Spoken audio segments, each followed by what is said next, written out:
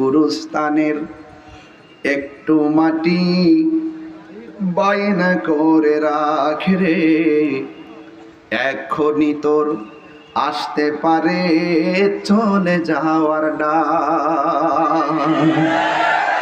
ওরে মন,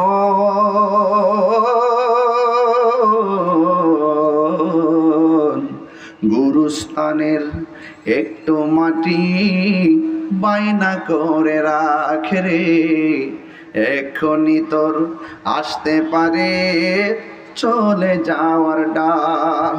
কাঁদিস না মন শিশুর মতো, এমনই তো হয়।